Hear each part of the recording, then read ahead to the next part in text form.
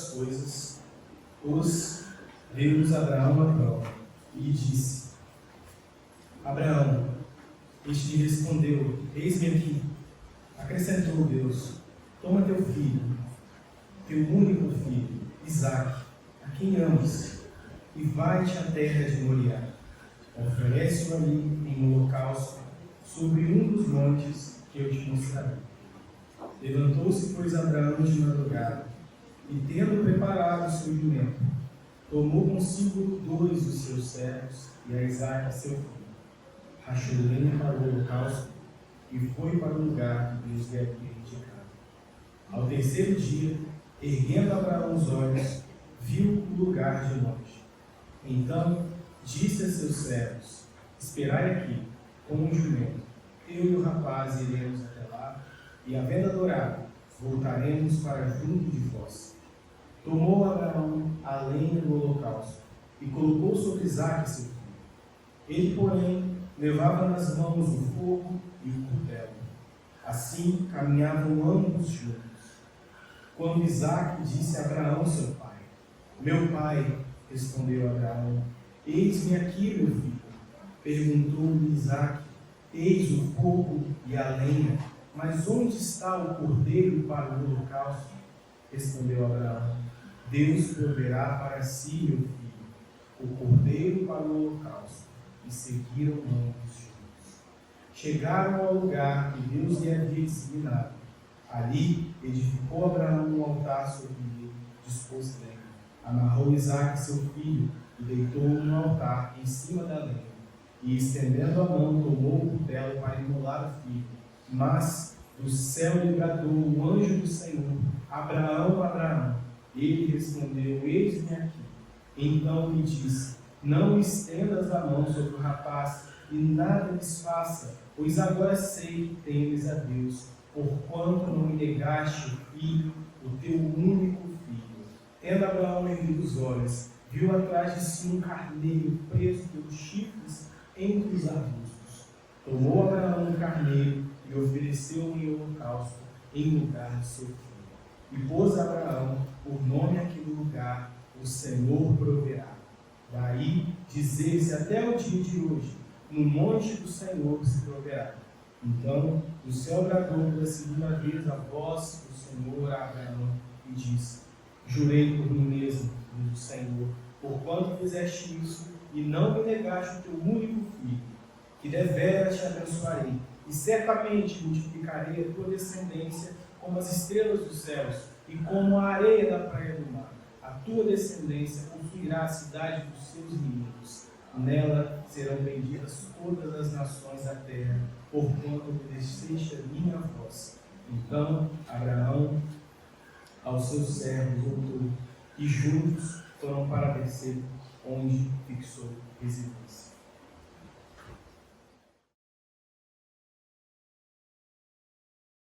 Boa noite, irmãos. É com grande alegria que estamos juntos nessa noite e tenho a oportunidade de expor a palavra de Deus.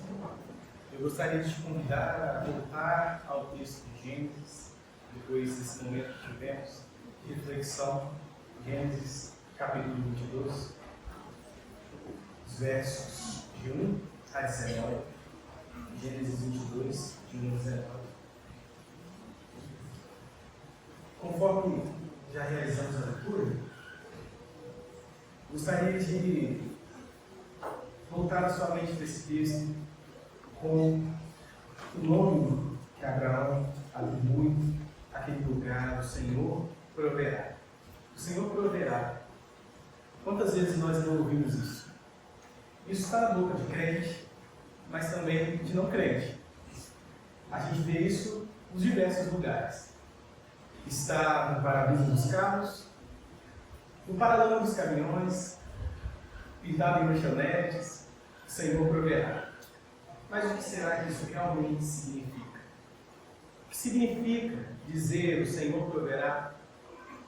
Quando nós, que estamos seguros na esperança em Cristo, dizemos o Senhor proverá, é a mesma coisa de quando o ímpio diz o Senhor proverá? o que significa o Senhor proverá nesse texto que acabamos de ler.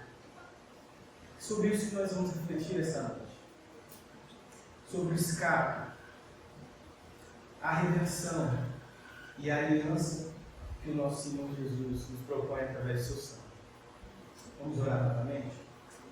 Senhor Jesus, nosso Deus eterno, estamos diante da sua palavra, Deus, e te pedimos que o Senhor exponha as Santas Escrituras nos nossos corações. Aplica, Senhor, a nós a tua disciplina. Aplica, Senhor, a nós a tua verdade. Que sejamos, Senhor, inundados, Deus, da sua voz.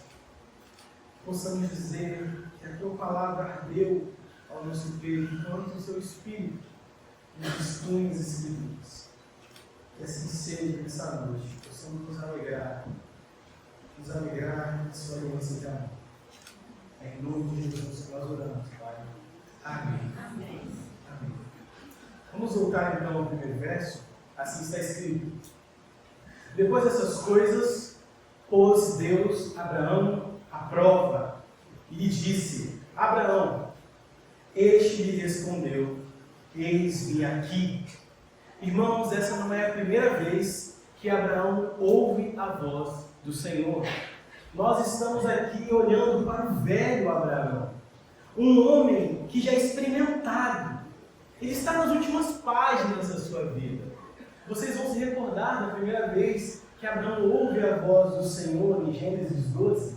Assim está escrito: sai de tua terra, da tua parentela e da casa de teu pai, e vai para a terra que te mostrarei. De ti farei uma grande nação e te abençoarei, e te engrandecerei o nome, e ser tu uma bênção. Abençoarei os que te abençoarem, e amaldiçoarei os que te amaldiçoarem. Em ti serão benditas todas as famílias da terra. Deus ordena que aquele homem vá, e vá sem direção certa, sem mapa, sem GPS, sem saber para onde. Abraão se levanta e vai.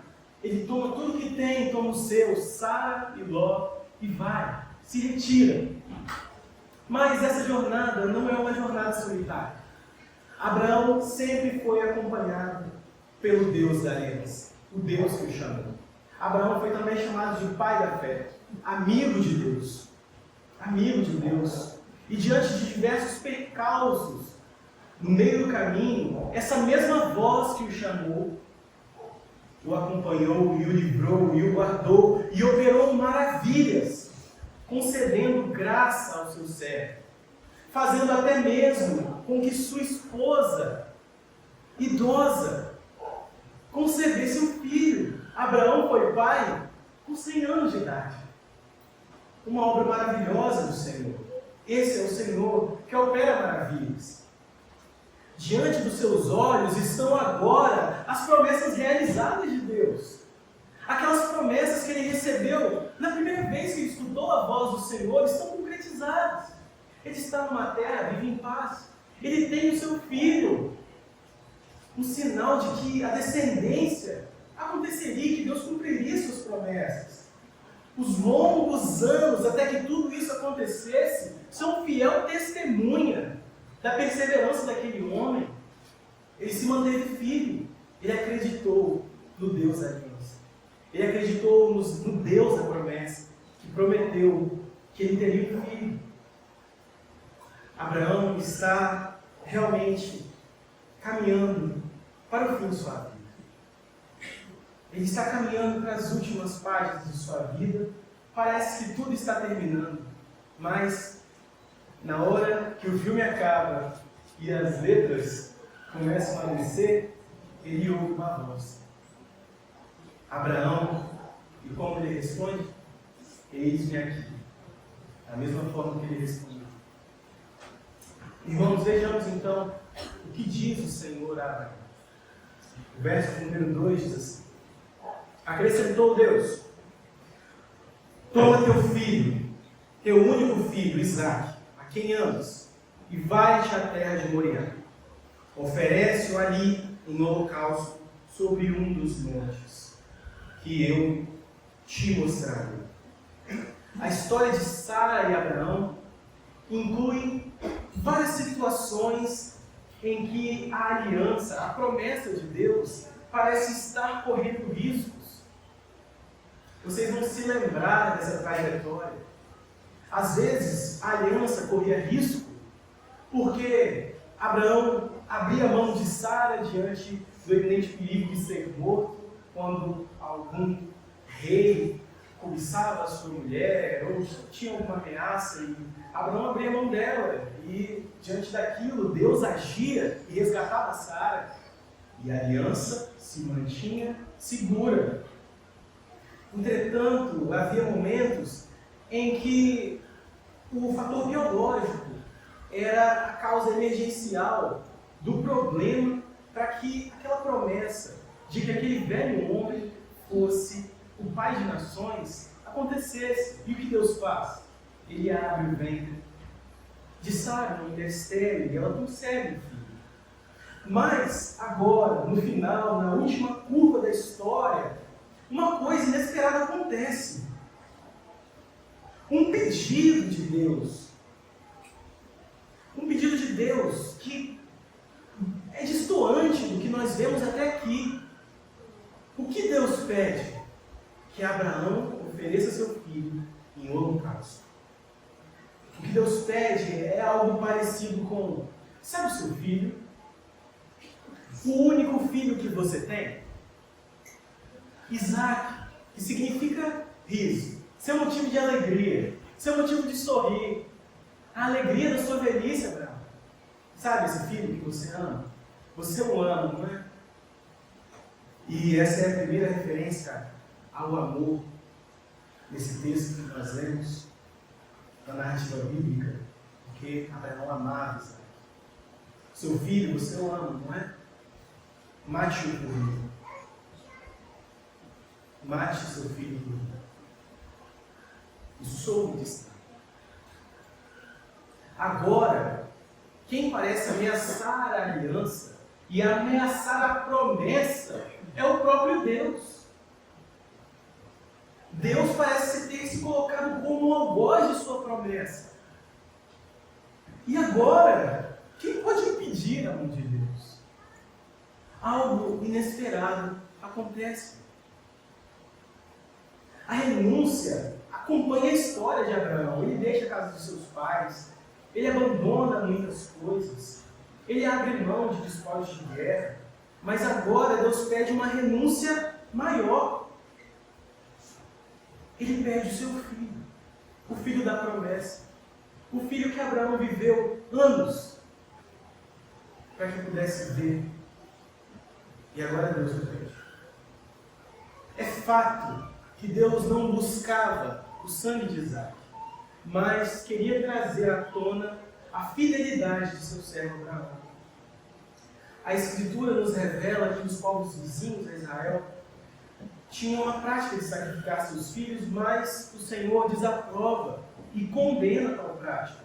Levítico 18, 21 diz assim: não entregarás os seus filhos para serem sacrificados no fogo ao Deus Moloque. Ora, isso seria profanar o nome santo de Deus. Eu sou Yahvé. Então, meus irmãos, o que pede Deus a seu servo Abraão? Uma demanda altíssima. Quem de nós estaria pronto a cumprir? Vejamos então como o velho Abraão, um homem experimentado, responde à ordem de Deus. Assim dizem os versos 3 e 4.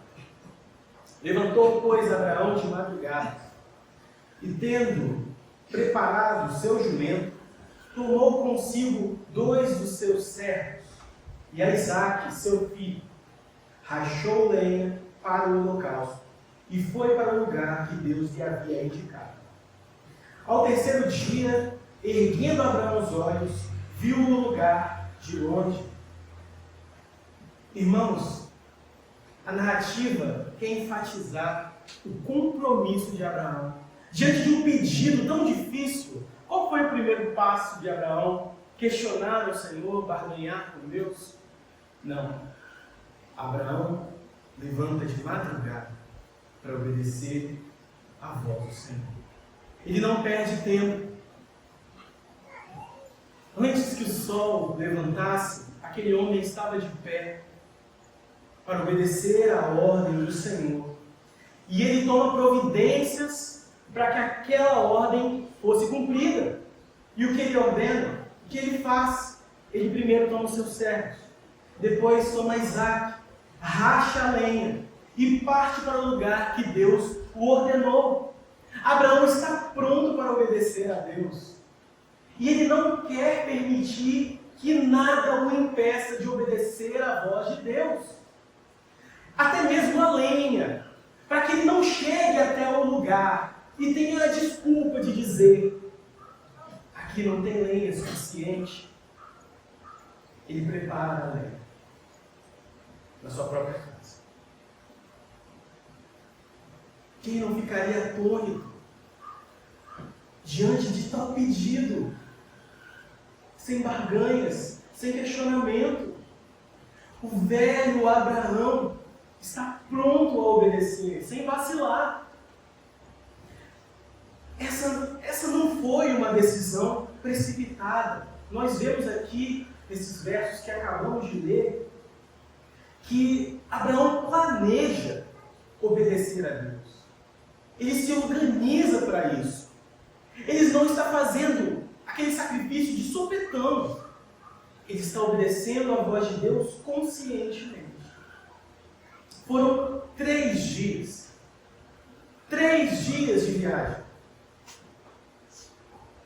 Pensando, carregando a lenha que consumiria o corpo do seu filho. O corpo queimado do seu filho. Carregando o cutelo que imolaria o filho da promessa. 3 dias. Imaginem a noite de sono desse velho homem, sabendo que estava prestes a entregar o seu filho para morrer e ser morto por suas próprias mãos. Esse é Abraão. Diante disso, nós só podemos chegar a uma conclusão. Abraão conhece o seu Deus. E ele se curva à realidade de que Deus é Deus. E agora o texto se vira para mim e para você. Diante de demandas muito menores do que essa demanda que enfrenta Abraão, nós resistimos duramente à voz do Senhor e nos planejamos para desobedecê-lo, recalcitrando contra o avião, causando dor a nós mesmos, porque não confiamos que o Senhor é bom. Uma verdade elementar que ensinamos para as crianças no culto.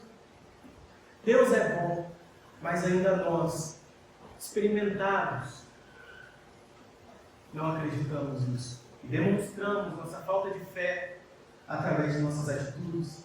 Qual é o limite da sua obediência? O que você olha para o Altíssimo e diz: aqui você não toca. Abraão não negocia. Ele é um servo. Vejamos então como essa história segue.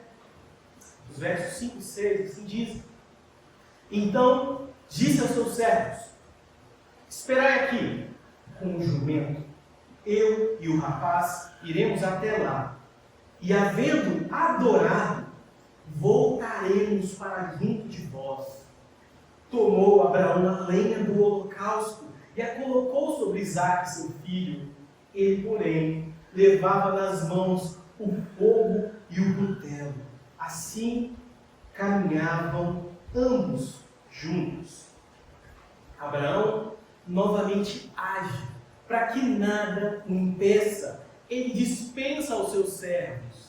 Certamente, se aqueles servos presenciassem que seu senhor estenderia o cutelo para rasgar a garganta de seu filho, o impediriam. Mas Abraão ordena: fique aqui. Fique aqui. Ele não quer que nada impeça de obedecer.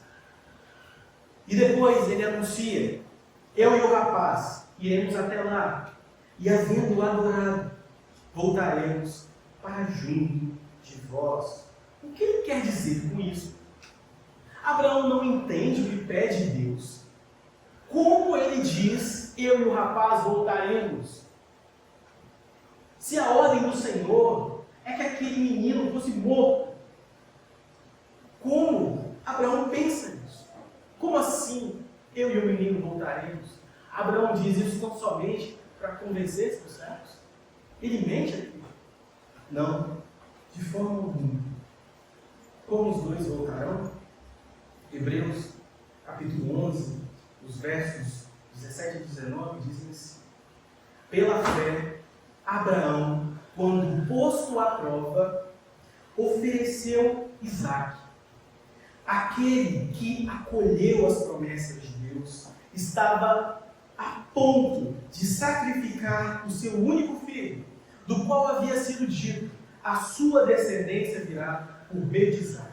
Abraão considerou que Deus era poderoso até para ressuscitar Isaque dentre os mortos, de onde também, figuradamente, o recebeu de volta. Por que Abraão diz, eu e o menino voltaremos? Porque ele acreditava que o seu Deus é poderoso para ressuscitar mortos. Aquele velho homem acreditava que o seu Deus era poderoso para ressuscitar. Até então, na história da narrativa bíblica, nós não encontramos ressurreição. De onde aquele homem, o pai da fé, o amigo de Deus, tira a ideia de que Deus era tão poderoso que poderia fazer com que o seu filho, rasgado e queimado, pudesse tornar a viver? Abraão, sem ver, cria no poder da ressurreição.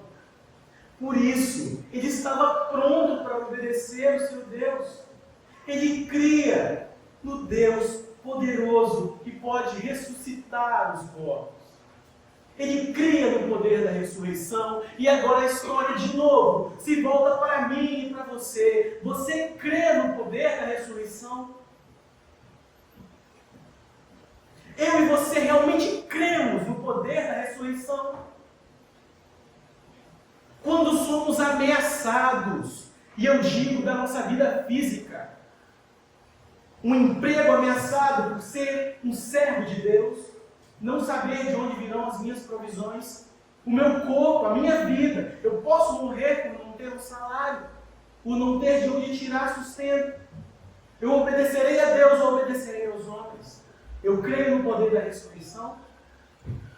As minhas escolhas dizem isso. E Abraão, sem ouvir falar de ressurreição, mas por conhecer o Deus que é bom, crê. Ele crê no Deus da ressurreição. Esse texto é um desafio. O teste de Abraão. Quantos de nós já não fomos reprovados em testes tão menores? Aquele homem cria que o seu filho, partido, queimado, poderia ser ressurreto pelo Deus Todo-Poderoso. Você crê no poder da ressurreição, no Deus que ressuscita os mortos, o Deus que resolve as causas mais impossíveis e improváveis. Vejamos então como o texto segue, os versos 7 e 8. Quando Isaque disse a Abraão, seu pai: meu pai, respondeu Abraão, eis-me aqui, meu filho. Perguntou Isaque: eis o fogo, eis a lenha, mas onde está o cordeiro para o holocausto?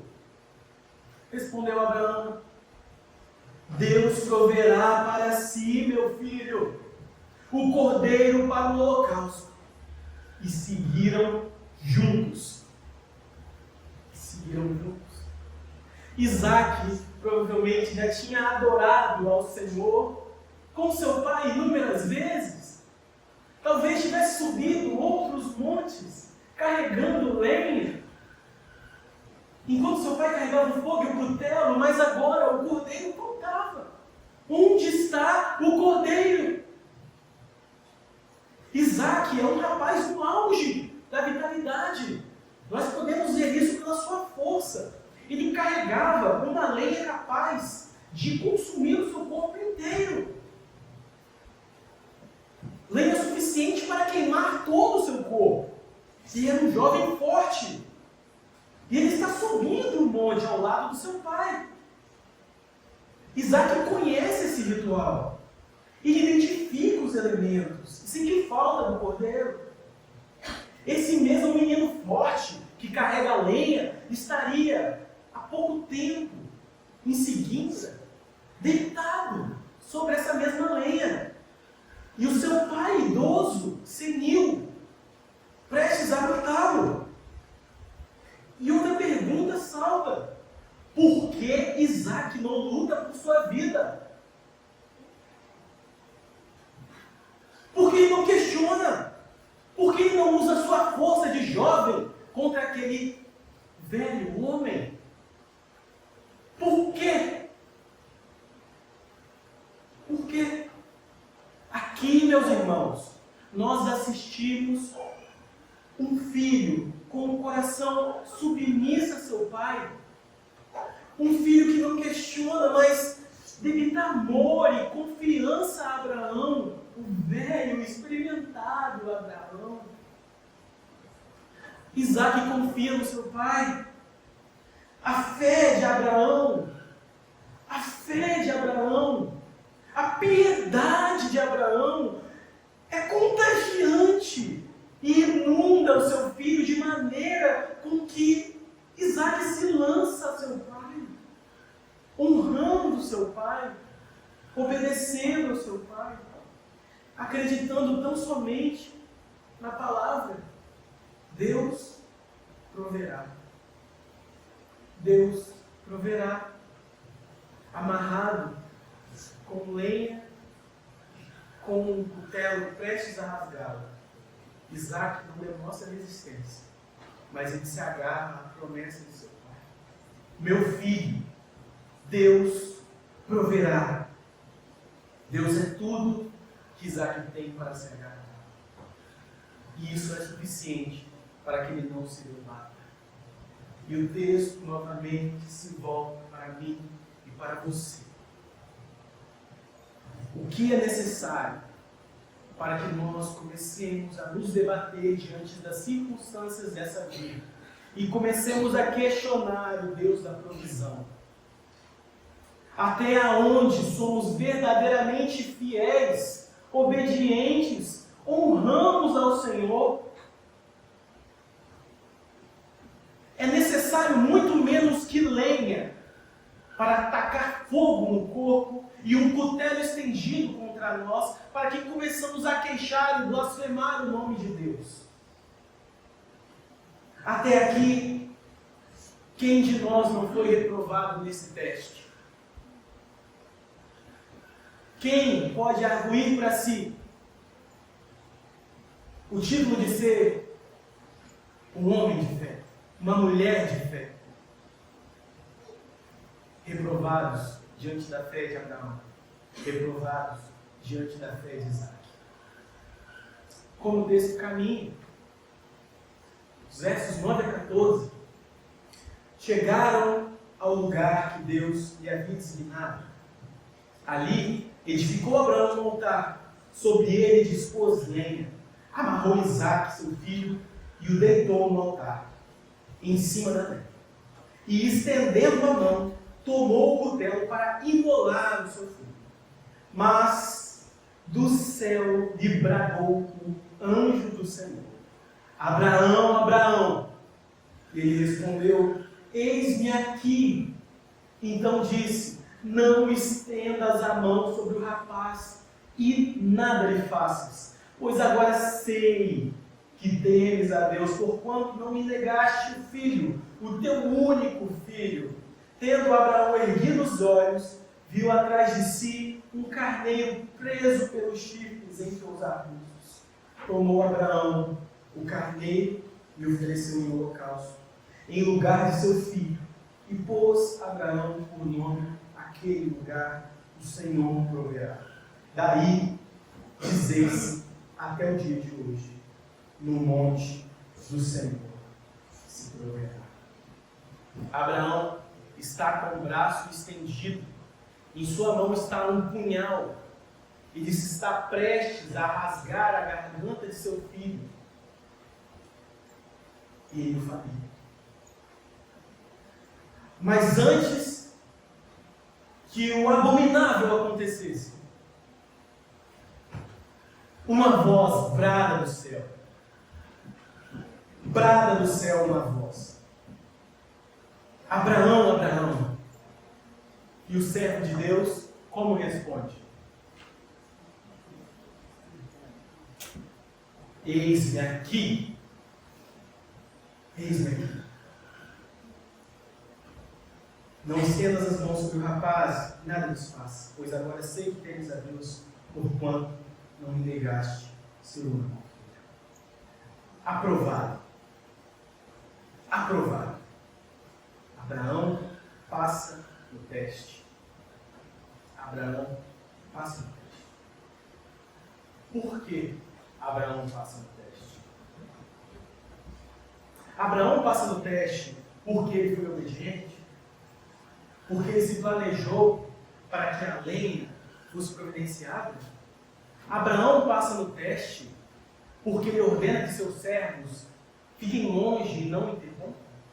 Abraão passa no teste por ter um filho temente a Deus? Não, de forma alguma.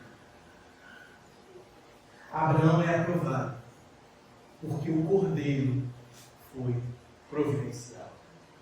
A palavra se cumpriu, o Senhor proverá. Uma voz bradou do alto e lhe entregou o cordeiro. O cordeiro. O Eterno olha para a ideia de ver o sangue de Isaque derramado e sente repulsa. Sente repulsa, vira o rosto, porque esse não é um sacrifício. Ele vira o rosto porque Isaque não é sacrifício suficiente. Isaque não é bom suficiente para ser sacrificado em nome de Deus. Aquele rapaz que estava disposto a obedecer à voz do seu pai Abraão, que não ofereceu resistência. O sacrifício de Abraão, um servo obediente. Ele foi aprovado, mas não pelo mérito de ser obediente. E nós somos aprovados. Que mérito temos se somos aprovados? É pela nossa obediência? É pelas suas horas de oração? É pela sua leitura bíblica? É sobre a sua frequência nos cultos? É sobre o seu bom comportamento na empresa? Na faculdade? De modo algum. É porque o Senhor proveu o cordeiro. É por isso que somos aprovados. Porque o Senhor proveu o cordeiro. Somos aprovados e livres da morte por causa do Cordeiro de Deus que tira o pecado do mundo. Uma voz se manifesta do céu quando Abraão está prestes a rasgar o pescoço de seu filho. Todavia, o verdadeiro Isaque, o Filho de Deus, não foi poupado. João Batista vê o Filho de Deus se aproximando e diz: eis o Cordeiro de Deus que tira o pecado do mundo. Deus coloca uma demanda imensa sobre Abraão, mas não é uma demanda que ele mesmo não estivesse pronto a executar. Deus estava disposto a cumprir. E verdadeiramente, Isaque subiu com um lenho ao lado de seu pai, sem saber que morreria. Mas Cristo subiu o monte do Calvário, carregando uma pesada cruz, sabendo que morreria. E ao seu lado não estava ninguém. Os seus discípulos mais próximos o abandonaram. Abandonado, ele subiu ao Calvário. Abandonado, esmagado, humilhado, nu, surrado, despedaçado, abandonado de Deus. No momento de sua morte, não houve voz do céu que dissesse: pare. Quando Cristo olha para o céu, não houve voz que dissesse: não estenda a mão contra ele. Mas aquele que é verdadeiramente puro, verdadeiramente santo, inigualável, o Rei dos Reis, o Senhor dos Senhores, maravilhoso, estava abandonado. Nem mesmo seu pai estava com ele. E ele, sozinho, não escuta ninguém que possa o socorrer, e olha para o céu e diz: Deus meu, por que me desamparaste?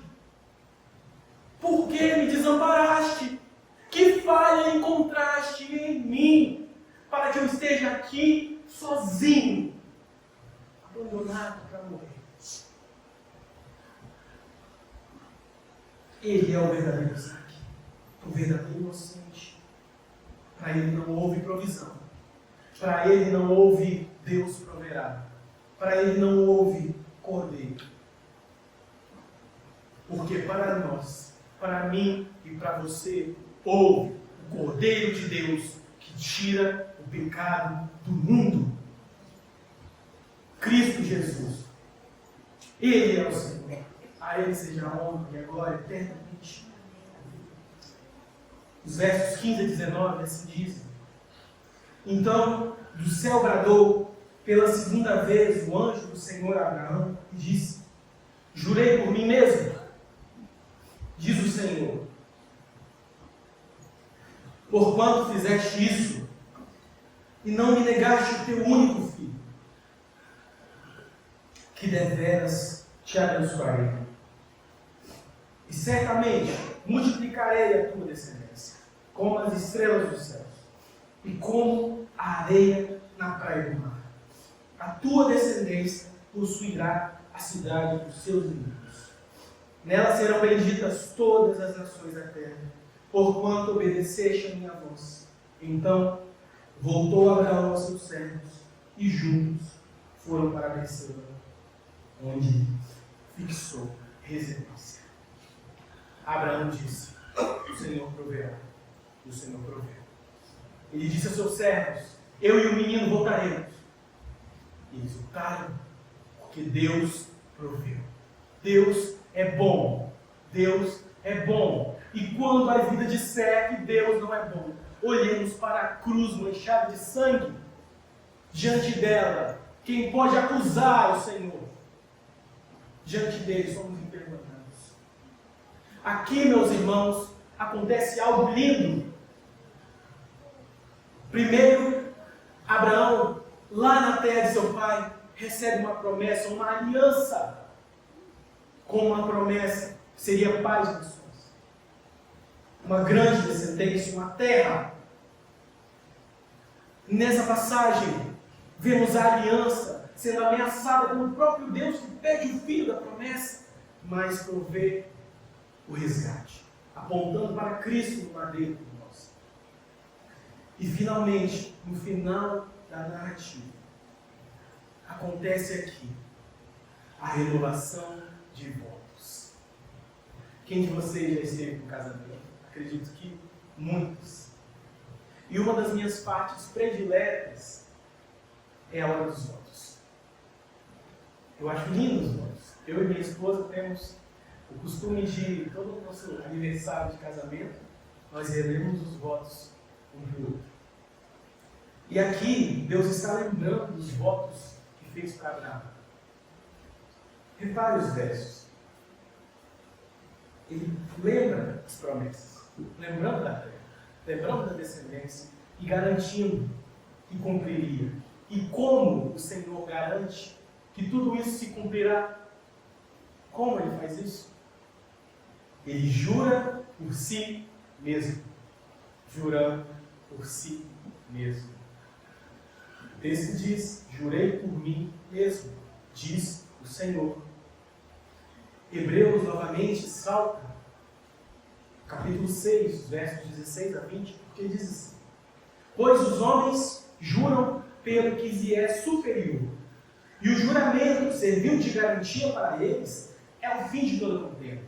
Por isso, Deus, quando quis mostrar mais firmemente aos herdeiros da promessa a imutabilidade do seu propósito, se interpôs como juramento, para que, mediante duas coisas imutáveis, nas quais é impossível que Deus minta, forte alento tenhamos nós que já corremos para o refúgio, a fim de lançar mão da esperança proposta, a qual temos por âncora da alma segura e firme, e que penetra além do véu, onde Jesus, como precursor, entrou por nós, tendo se tornado sumo sacerdote para sempre, segundo a ordem de Melquisedeque.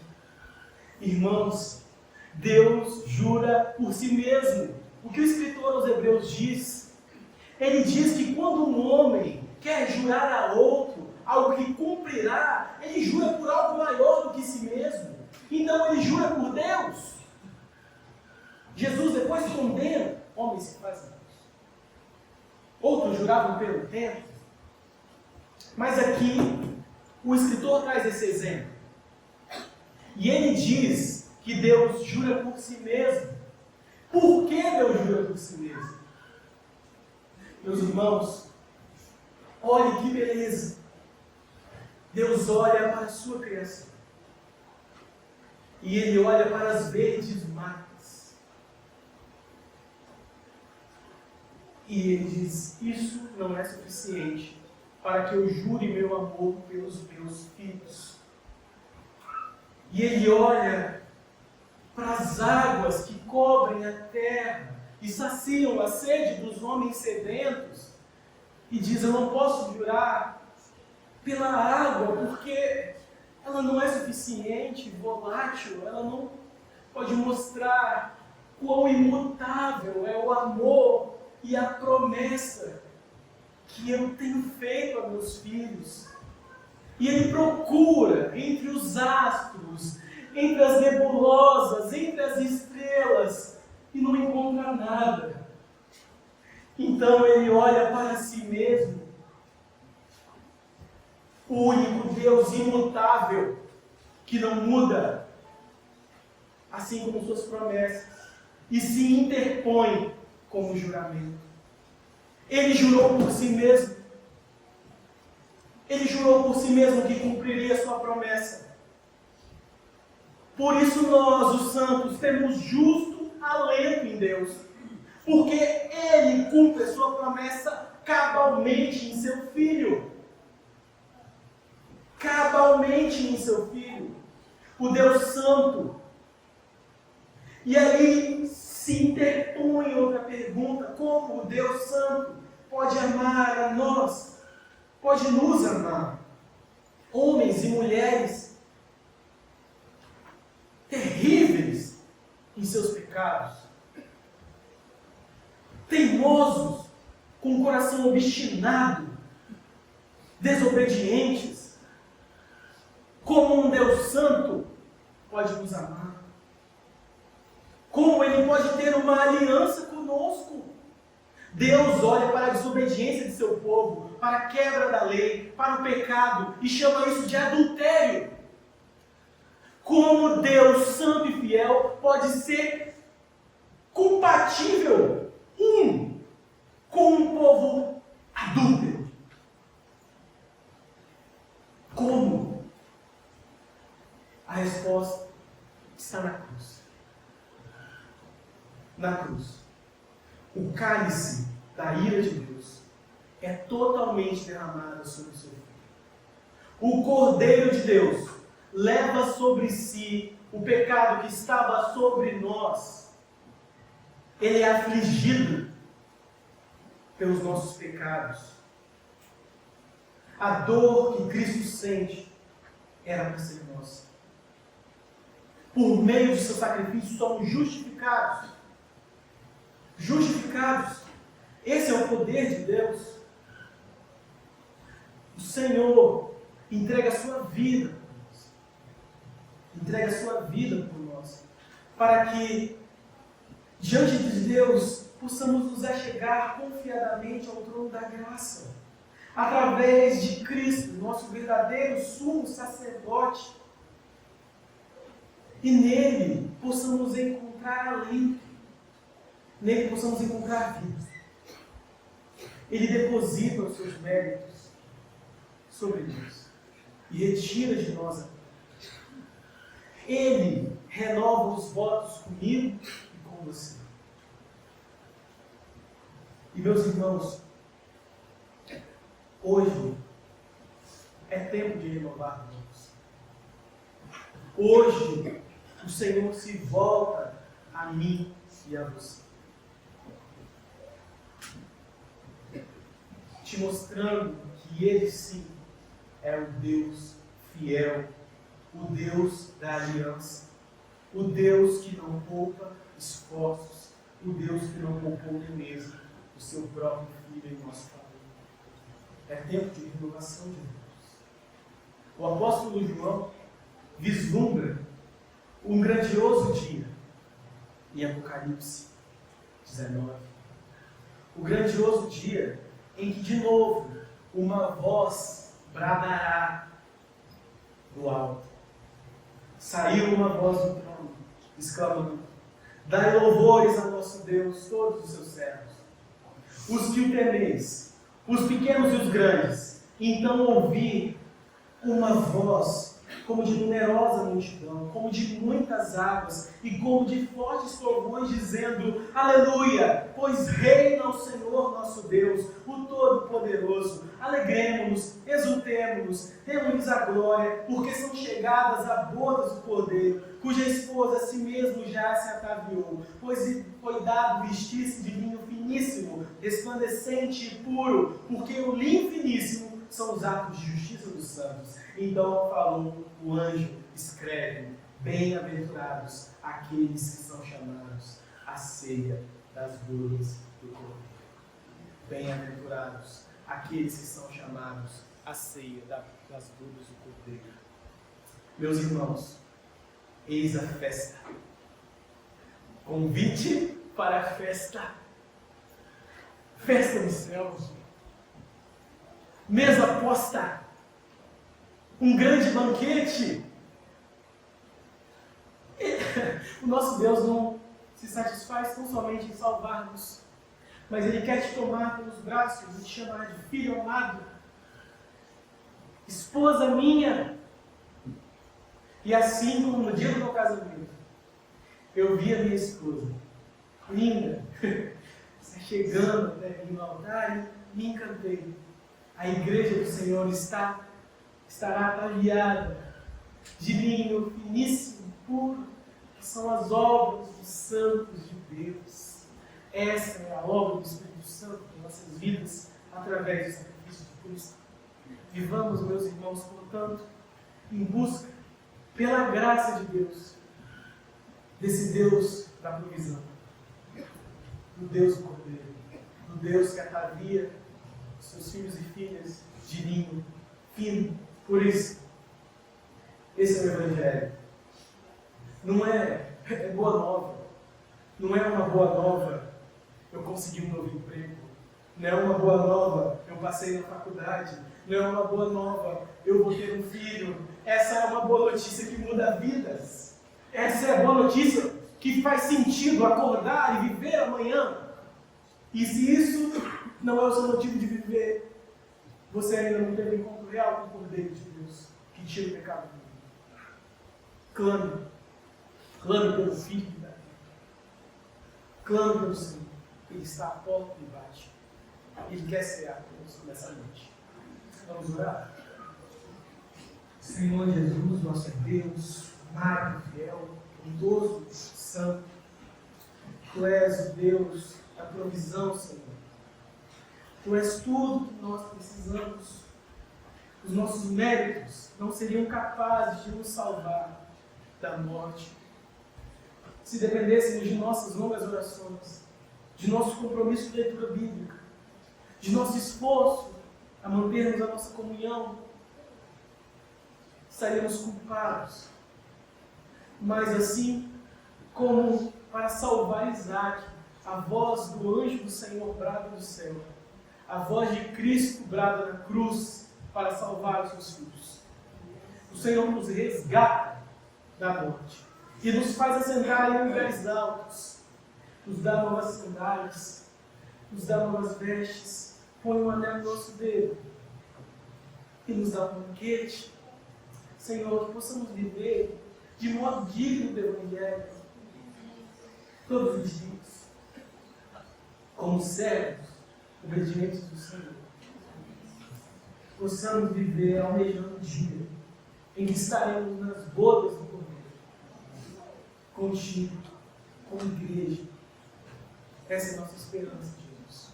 E é em Ti que nós depositamos tudo que somos, tudo que temos, hoje para você. Amém.